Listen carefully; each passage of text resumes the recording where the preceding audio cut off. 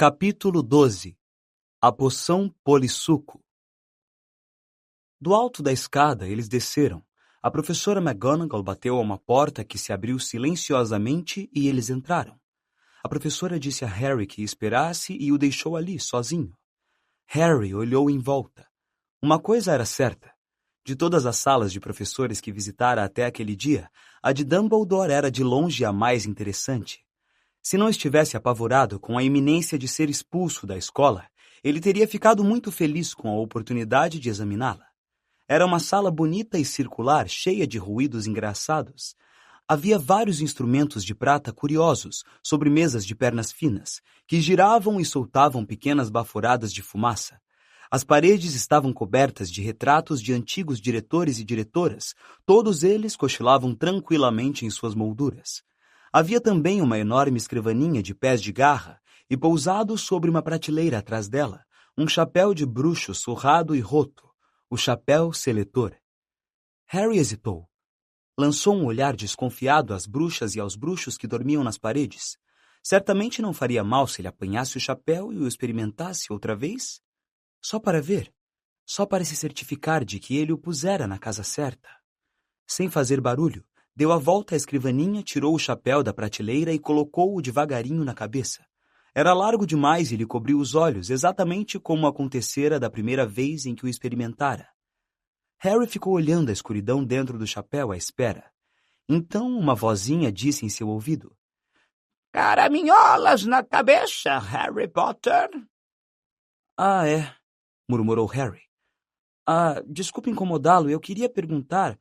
"Você anda se perguntando se eu coloquei na casa certa", disse o chapéu sabiamente. "Sei. Você foi particularmente difícil de classificar, mas mantenho o que disse antes." O coração de Harry deu um salto. "Você teria se dado bem na Sonserina." O estômago de Harry afundou. Agarrou a ponta do chapéu e o tirou. Ele pendeu inerte em sua mão, encardido e desbotado. Harry o devolveu à prateleira, sentindo-se mal. "Você está enganado", disse em voz alta para o chapéu imóvel e silencioso que não se mexeu. Harry recuou, observando-o. Então, um ruído estranho sufocado atrás dele o fez virar. Afinal, não estava sozinho. Encarapitado em um poleiro dourado atrás da porta, achava-se um pássaro de aparência decrépita que lembrava um peru meio depenado. Harry o encarou e o pássaro sustentou funestamente o seu olhar, tornando-o a fazer o mesmo ruído sufocado. Harry achou que ele parecia muito doente. Seus olhos estavam opacos e, mesmo enquanto Harry o observava, caíram mais algumas penas de sua cauda. Harry estava pensando que só o que lhe faltava era o pássaro de estimação de Dumbledore morrer enquanto estavam sozinhos ali na sala, quando o pássaro pegou fogo. Harry gritou chocado e se afastou da mesa. Olhou ansioso em volta para ver se encontrava um copo de água em algum lugar, mas não viu nenhum. O pássaro, entre mentes, transformara-se numa bola de fogo. O pássaro deu um grito alto e no segundo seguinte não restava nada dele, exceto um monte de cinzas fumegantes no chão. A porta da sala se abriu. Dumbledore entrou com um ar muito grave. "Professor", ofegou Harry, "seu pássaro, eu não pude fazer nada, ele simplesmente pegou fogo." Para surpresa de Harry, Dumbledore sorriu. "Já não era sem tempo. Ela tem andado com uma aparência medonha há dias, e venho dizendo a ela para se apressar." E deu uma risadinha ao ver a cara de espanto de Harry. "Fawkes é uma fênix, Harry. As fênix pegam fogo quando chega a hora de morrer e tornar a renascer das cinzas. Olhe ela." Harry olhou em tempo de ver um pássaro minúsculo, amarrotado, recém-nascido, botar a cabeça para fora das cinzas. Era tão feio quanto o anterior. "É uma pena que você a tenha visto no dia em que queimou", disse Dumbledore, sentando-se à escrivaninha. "Na realidade, ela é muito bonita quase o tempo todo. Tem uma plumagem vermelha e dourada. Criaturas fascinantes, as fênix. São capazes de sustentar cargas pesadíssimas. Suas lágrimas têm poderes curativos e são animais de estimação muitíssimo fiéis." No choque de ver Fawkes pegando fogo, Harry se esquecera por que estava ali, mas tudo voltou à lembrança quando Dumbledore se acomodou no cadeirão à mesa e o encarou com aqueles seus olhos azul claros e penetrantes. Mas antes que Dumbledore pudesse dizer outra palavra, a porta da sala se escancarou com um estrondo e Hagrid entrou, um olhar selvagem nos olhos, o gorro encarapitado no alto da cabeça desgrenhada e o galo morto ainda balançando em uma das mãos. Não foi Harry, professor Dumbledore, disse Hagrid pressuroso. Eu estava falando com ele segundos antes de aquele garoto ser encontrado. Ele nunca teria tido tempo, meu senhor. Dumbledore tentou dizer alguma coisa, mas Hagrid continuou falando, sacudindo o galo agitado, fazendo voar penas para todo o lado. Não pode ter sido ele. Eu juro até na frente do ministro da magia se precisar. Hagrid, O senhor pegou o garoto errado, meu senhor. Eu sei que Harry jamais... Hagrid, disse Dumbledore em voz alta. Eu não acho que Harry tenha atacado essas pessoas. Ah! Acalmou-se Hagrid, o galo pendurado imóvel a um lado. Certo. Então, vou esperar lá fora, diretor. E saiu num repelão, parecendo constrangido. O senhor não acha que fui eu, professor? Repetiu Harry, esperançoso, enquanto Dumbledore espanava as penas de galo de cima de sua escrivaninha. Não, Harry, não acho. Seu rosto novamente grave. Mas ainda assim quero falar com você. Harry esperou nervoso enquanto Dumbledore o estudava, as pontas dos seus longos dedos juntas. Preciso lhe perguntar, Harry, se tem alguma coisa que você gostaria de me perguntar. Disse gentilmente. Qualquer coisa. Harry não soube o que dizer. Pensou em Draco gritando, vocês vão ser os próximos sangues ruins, e na poção polissuco que estava cozinhando no banheiro da murta que geme. Depois pensou na voz sem corpo que ouvira 2 vezes e se lembrou do que Rony comentara. Ouvir vozes que ninguém mais ouve não é bom sinal, mesmo no mundo da magia. Pensou ainda no que todos andavam dizendo dele, e seu pavor crescente era que estivesse de alguma forma ligado a Salazar Slytherin. Não, disse Harry. Não tem nada não, professor. O ataque duplo a Justino e a Nick quase sem cabeça transformou o que até ali fora nervosismo em verdadeiro pânico. Curiosamente, era o destino do fantasma que mais parecia preocupar as pessoas. O que poderia fazer aquilo a um fantasma? Elas perguntavam umas às outras. Que poder terrível poderia fazer mal a alguém que já estava morto? Houve quase uma corrida para reservar lugares no expresso de Hogwarts, que iria levar os alunos para casa no Natal. Nesse ritmo, seremos os únicos a ficar para trás, disse Rony a Harry e Hermione. Nós, Draco, Crabbe e Goyle. Que beleza de férias vamos ter. Crabbe e Goyle, que sempre acompanhavam o que Draco fazia, tinham se inscrito para permanecer na escola durante as férias também. Mas Harry ficou contente que a maioria das pessoas estivesse partindo. Estava cansado de ser evitado nos corredores, como se achassem que lhe fossem crescer presas e pudesse cuspir veneno a qualquer momento. Cansado de ser comentado, de ser apontado, de levar vaias ao passar. Fred e George, porém, achavam muita graça em tudo. Saíam do caminho para andar à frente de Harry nos corredores, gritando: Abra o caminho para o herdeiro de Slytherin! Um bruxo realmente maligno vai passar! Percy desaprovava inteiramente esse comportamento. Não é motivo para graças, disse friamente.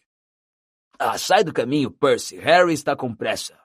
Ele está indo para a Câmara Secreta tomar uma xícara de chá com seu criado de caninos afiados, disse George, dando uma risadinha debochada. Gina também não achou graça nenhuma. Não façam isso, choramingava todas as vezes que Fred perguntava a Harry em voz alta quem ele pretendia atacar a seguir, ou quando George, ao encontrar Harry, fingia afugentá-lo com um grande dente de alho. Harry não se importava. Sentia-se melhor que ao menos Fred e George achassem a ideia de ele ser herdeiro de Slytherin muito ridícula. Mas as brincadeiras dos gêmeos pareciam estar irritando Draco, que amarrava cada vez mais a cara sempre que os via aprontando. É porque está morrendo de vontade de dizer que o herdeiro é ele, disse Rony com ar de quem sabe das coisas. Vocês sabem que Draco detesta quando alguém o supera em alguma coisa, e você está recebendo todo o crédito pelo trabalho sujo que ele fez. Não será por muito tempo, anunciou Hermione com um tom de satisfação. A poção polissuco está quase pronta. Vamos extrair a verdade dele a qualquer momento. Enfim, o período letivo terminou, e um silêncio profundo como a neve desceu sobre o castelo. Harry achou que o lugar ficara tranquilo em vez de sombrio, e gostou do fato de que ele, Hermione e os Weasley tivessem a torre da Grifinória só para eles. Assim podiam brincar de snap explosivo à vontade, sem incomodar ninguém, e praticar duelos sozinhos.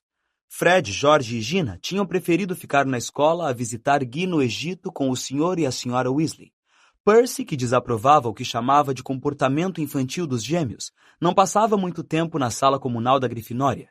Tinha declarado pomposamente que ele só ficara para o Natal porque era seu dever como monitor, ajudar os professores em tempos tão tempestuosos. A manhã de Natal despontou fria e branca.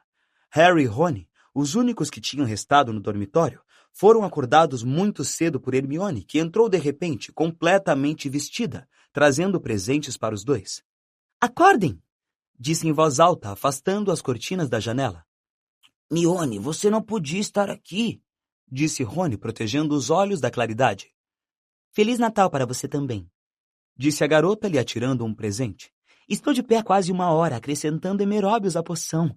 Está pronta. Harry se sentou de repente, muito acordado. Tem certeza? Positivo, disse Hermione, empurrando Perebas, o rato, para poder se sentar na beirada da cama de Rony. Se vamos usá-la, eu diria que deve ser hoje à noite. Naquele momento, Edviges entrou voando no quarto, trazendo um pequeno pacote no bico. Olá, disse Harry alegremente quando a coruja pousou na cama dele. Você voltou a falar comigo? Edviges deu umas bicadinhas carinhosas na orelha dele, o que foi um presente muito melhor do que o que lhe trouxera, e que ele descobriu ser uma encomenda dos Dursley. Eles tinham enviado a Harry um palito e um bilhete, pedindo a ele que verificasse se não poderia ficar em Hogwarts durante as férias de verão também. Os outros presentes que ganhara de Natal foram bem melhores. Hagrid lhe mandou uma grande lata de bolinhos de chocolate, que Harry decidiu deixar amolecer junto à lareira antes de comer.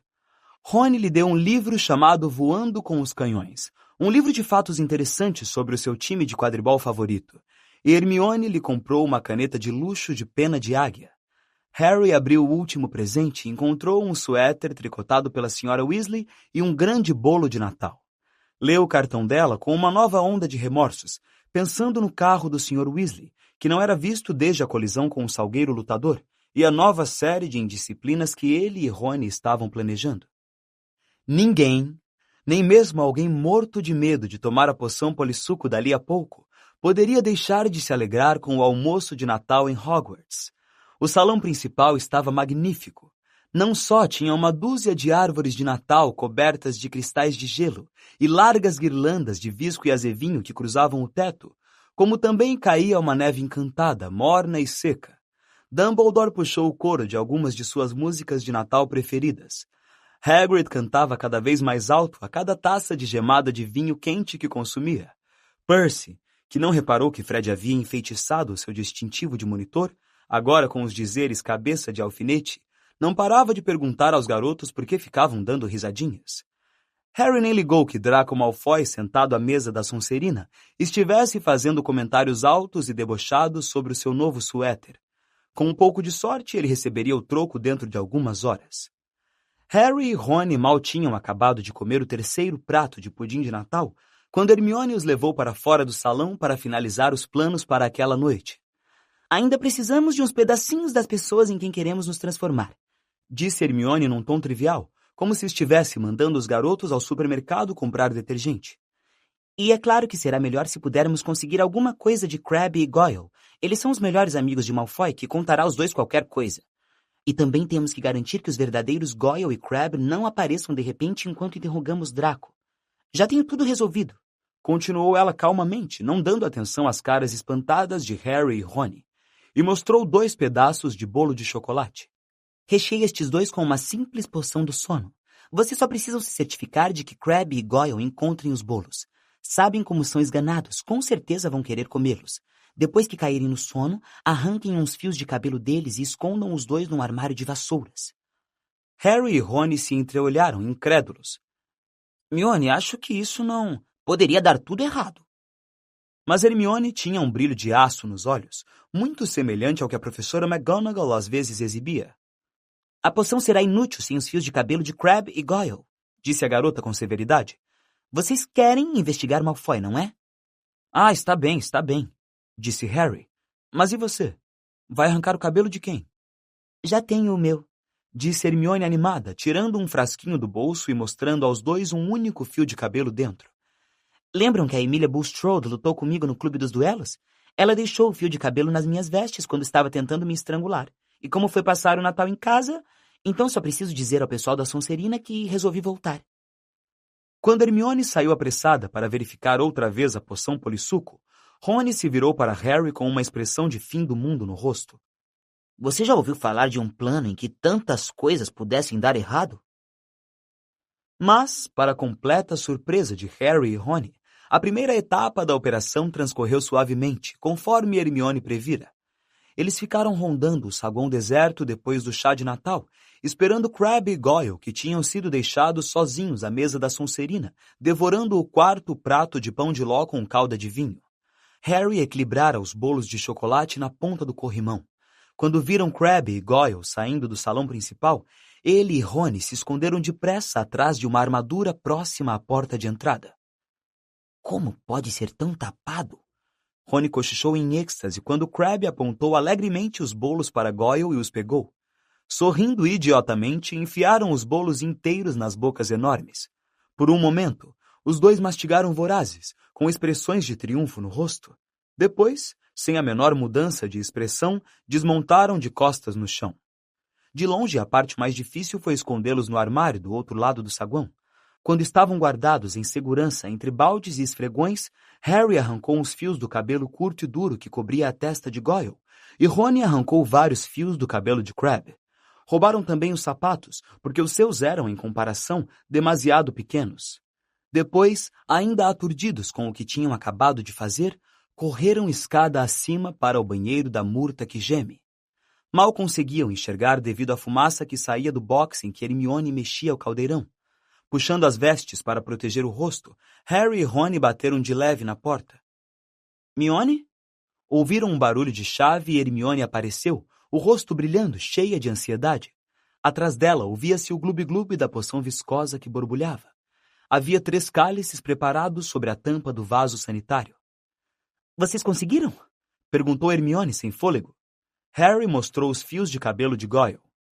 Ótimo! E eu tirei escondido estas vestes da lavanderia, disse Hermione, mostrando um pequeno saco. Vocês precisarão de números maiores, porque vão ser Crabbe e Goyle. Os 3 espiaram dentro do caldeirão. De perto, a poção parecia uma lama escura e espessa que borbulhava devagar. Tenho certeza de que fiz tudo direito, disse Hermione nervosa, relendo a página manchada de poções muito potentes.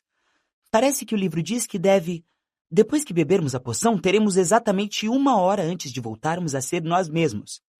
E agora? Sussurrou Rony. Separamos a poção nos 3 cálices e acrescentamos os cabelos. Hermione serviu grandes conchas da poção em cada cálice. Depois, com a mão trêmula, sacudiu o fio de cabelo de Emilia Bulstrode do frasco para dentro do primeiro cálice. A poção assobiou alto como uma chaleira fervendo e espumou feito louca.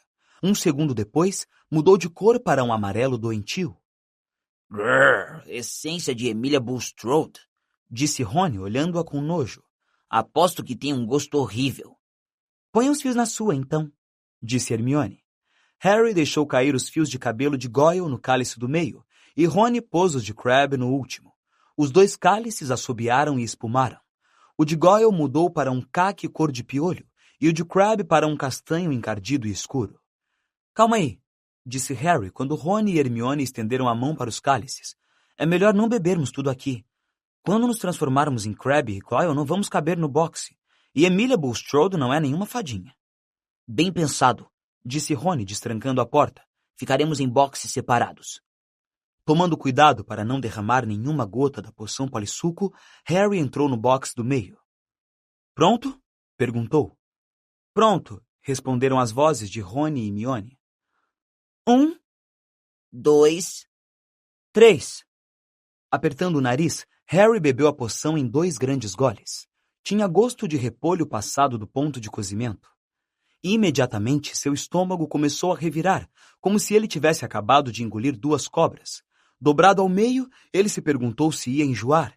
Depois, uma sensação de queimação se espalhou rapidamente da barriga até a pontinha dos dedos dos pés e das mãos. Em seguida, ele caiu de 4, sem ar, e teve a sensação de que estava derretendo quando a pele de todo o seu corpo borbulhou como cera quente. E antes que seus olhos e mãos começassem a crescer, os dedos engrossaram, as unhas alargaram, os nós dos dedos se estufaram como parafusos de cabeça de lentilha.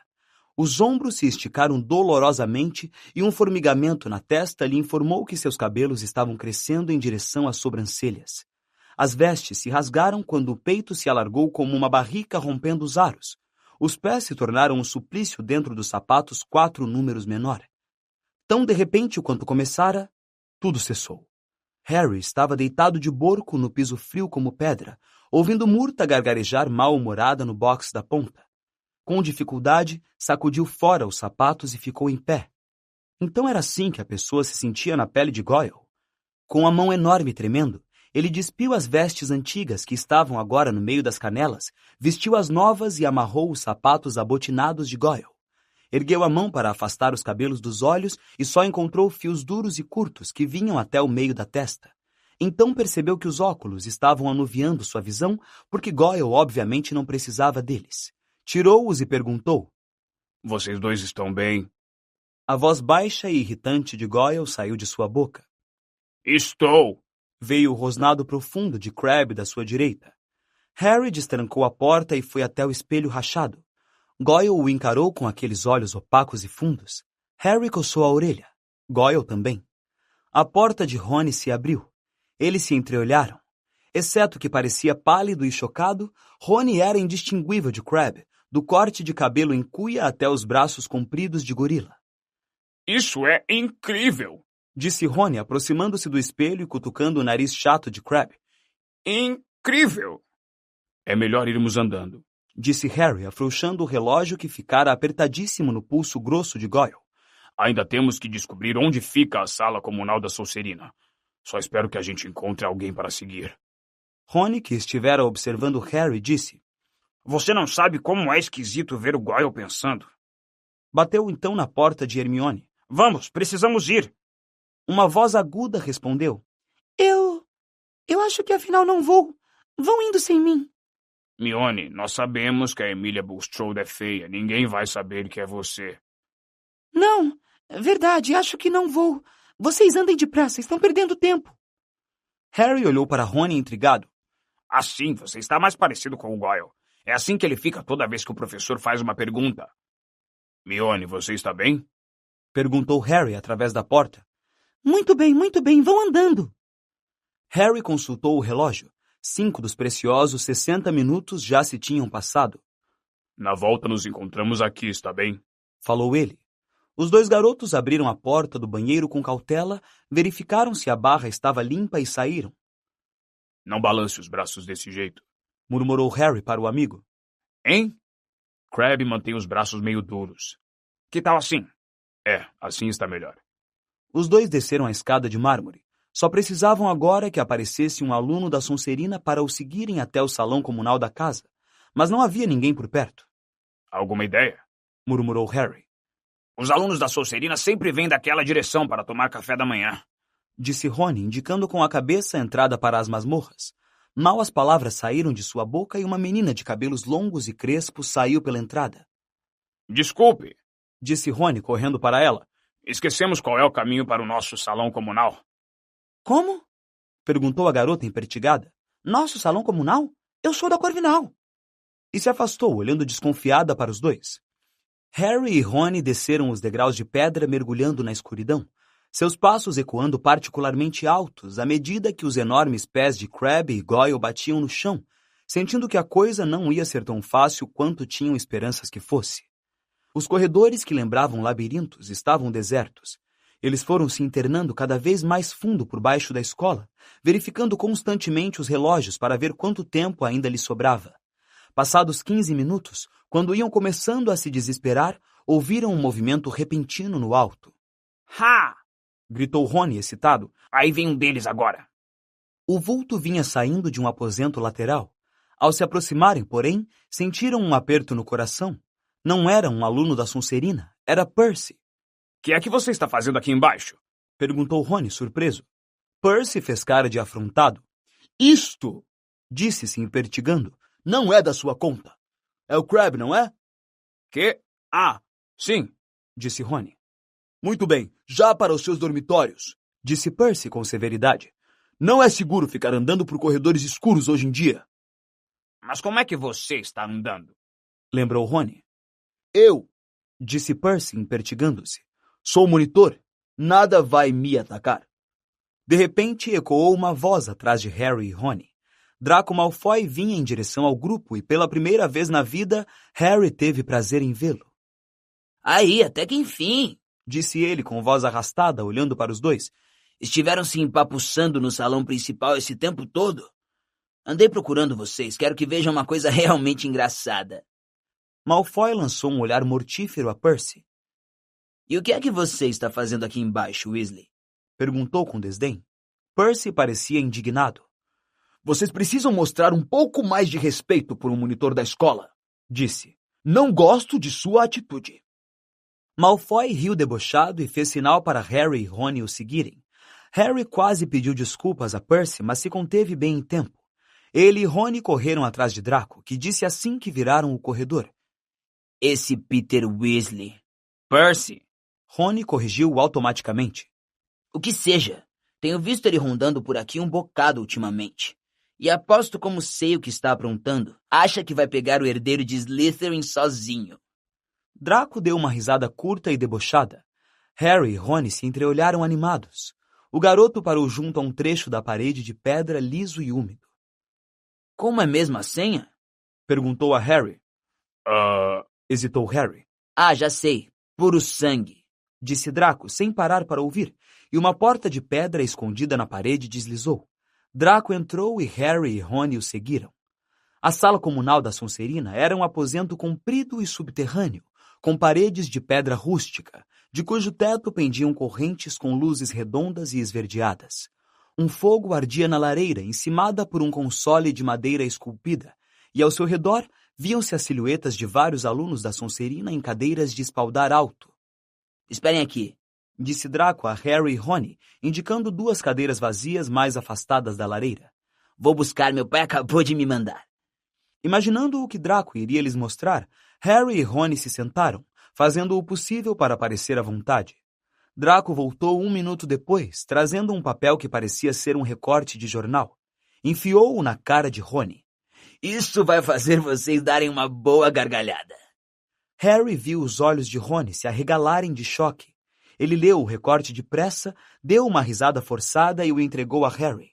A notícia fora recortada do Profeta Diário e dizia: Inquérito no Ministério da Magia. Arthur Weasley, chefe da seção de controle do mau uso dos artefatos dos trouxas, foi multado hoje em 50 galeões por enfeitiçar um carro dos trouxas. O Sr. Lúcio Malfoy, membro da diretoria da Escola de Magia e Bruxaria de Hogwarts, onde o carro enfeitiçado bateu no início deste ano, pediu hoje a demissão do Sr. Weasley. Weasley desmoralizou o ministério, declarou o Sr. Malfoy ao nosso repórter. Ficou claro que ele não está qualificado para legislar e o seu projeto de lei para proteger os trouxas deveria ser imediatamente esquecido. O Sr. Weasley não foi encontrado para comentar essas declarações, embora sua mulher tenha dito aos repórteres para se afastarem da casa e ameaçado mandar o vampiro da família atacá-los. E aí? Perguntou Draco impaciente quando Harry devolveu o recorte. Vocês não acham engraçado? Riu Harry desanimado. Arthur Weasley gosta tanto de trouxas que devia partir a varinha e ir se juntar a eles, disse Draco desdenhoso. Pela maneira como se comportam, nem dá para dizer que os Weasley são puros sangues. A cara de Rony, ou melhor, de Crabbe, se contorceu de fúria. Qual é o problema, Crabbe? Perguntou Draco com rispidez. Dor de estômago, grunhiu Rony. Então vá para a ala hospitalar e dê um chute naqueles sangues ruins por mim, disse Draco, sufocando o riso.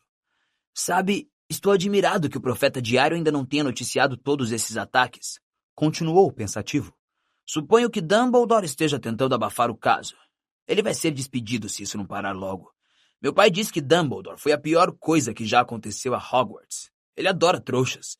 Um diretor decente nunca deixaria escória como Creevy entrar. Draco começou a tirar fotografias com uma máquina imaginária e fez uma imitação cruel, mas exata de Colin. Potter, posso bater uma foto sua, Potter? Pode me dar o seu autógrafo? Posso lamber os seus sapatos? Por favor, Potter. Ele deixou cair as mãos e olhou para Harry e Rony. Que é que há com vocês dois? Em atraso, Harry e Rony forçaram uma risada, mas Draco pareceu satisfeito. Talvez Crabbe e Goyle sempre fossem lentos para entender as coisas. São Potter, o amigo dos sangues ruins, disse Draco lentamente. Ele é outro que não tem espírito de bruxo, ou não andaria por aí com aquela Granger sangue ruim metida à besta. E tem gente que acha que ele é o herdeiro de Slytherin. Harry e Rony esperaram com a respiração suspensa. Draco estava certamente a segundos de contar que era ele. Mas então... Eu bem gostaria de saber quem é, disse com petulância. Até poderia ajudar. O queixo de Rony caiu de um jeito que Crabbe pareceu ainda mais tapado do que de costume. Felizmente, Draco não reparou, e Harry, pensando rápido, disse: Você deve ter uma ideia de quem está por trás disso tudo. Você sabe que não tenho, Goyle. Quantas vezes preciso lhe dizer isso? Retrucou Draco com maus modos. E meu pai não quer me contar nada sobre a última vez que a Câmara foi aberta tampouco. É claro, foi há 50 anos, antes do tempo dele, mas ele sabe tudo o que aconteceu e diz que o caso foi abafado e que vai levantar suspeitas se eu souber de muita coisa. Mas uma coisa eu sei. A última vez que a Câmara Secreta foi aberta, um sangue ruim morreu. Então aposto que é uma questão de tempo até um deles ser morto. Espero que seja a Granger, disse com prazer. Rony crispava os punhos enormes de Crabbe. Harry, sentindo que o amigo poderia se denunciar se avançasse em Draco, lançou a Rony um olhar de alerta e disse: Você sabe se a pessoa que abriu a câmara da última vez foi apanhada? Ah, é claro. Seja lá o que for, foi expulso, disse Draco. Com certeza ainda está em Azkaban. Azkaban? Perguntou Harry, intrigado. Azkaban na prisão de bruxos, Goyle, disse Draco, olhando para ele incrédulo. Sinceramente, se você fosse mais devagar, andaria para trás. Mexeu-se inquieto na cadeira e continuou. Meu pai diz para eu ficar na minha e deixar o herdeiro de Slytherin fazer o trabalho. Diz que a escola precisa se livrar de toda a sujeira dos sangues ruins, mas para eu não me meter. É claro que ele está com as mãos cheias nesse momento.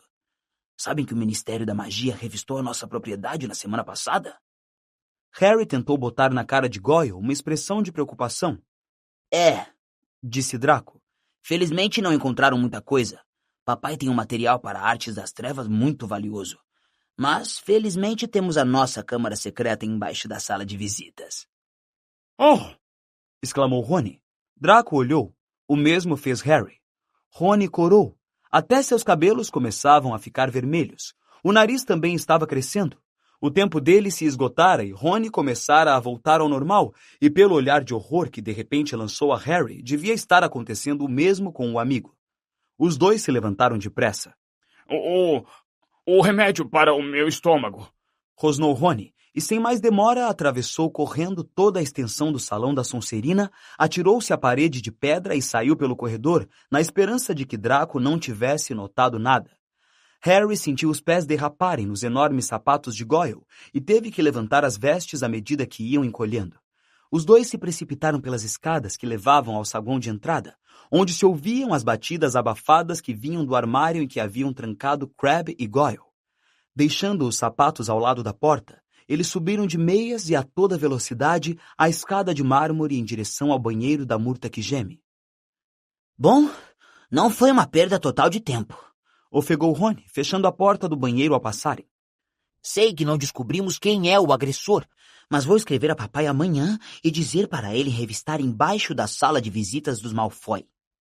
Harry contemplou seu rosto no espelho rachado. Voltara ao normal. Colocou os óculos enquanto Rony socava a porta do boxe de Hermione. Mione, saia daí! Temos um monte de coisas para lhe contar. Vão embora! Disse Hermione, esganiçada. Harry e Rony se entreolharam. Qual é o problema? Perguntou Rony. Você já deve ter voltado ao normal agora, nós... Mas a Murta que Geme atravessou de repente a porta do boxe. Harry nunca a vira com a cara tão feliz. Ai, esperem até ver. Está horrível. Eles ouviram o trinco se abrir e Hermione saiu, soluçando, as vestes cobrindo a cabeça. Que foi que houve? Perguntou Rony, inseguro. Você continua com o nariz da Emília ou coisa assim? Hermione deixou as vestes caírem e Rony recuou com um trapia. O rosto da garota estava coberto de pelos negros. Os olhos tinham virado amarelos e orelhas compridas e pontudas espetavam para fora dos cabelos. Era um pelo de gato. Emília Bulstrode deve ter um gato. E a poção não deve ser usada para transformar animais. Uau! Exclamou Rony. Vão caçoar de você horrores. Exclamou Murta, feliz. Tudo bem, Hermione, disse Harry depressa. Levamos você para a ala hospitalar. Madame Pomfrey nunca faz muitas perguntas. Levou muito tempo para persuadirem Hermione a deixar o banheiro. Murta, que geme, despediu-se dos garotos com uma risada gaiata. Espere até todo mundo descobrir que você tem rabo.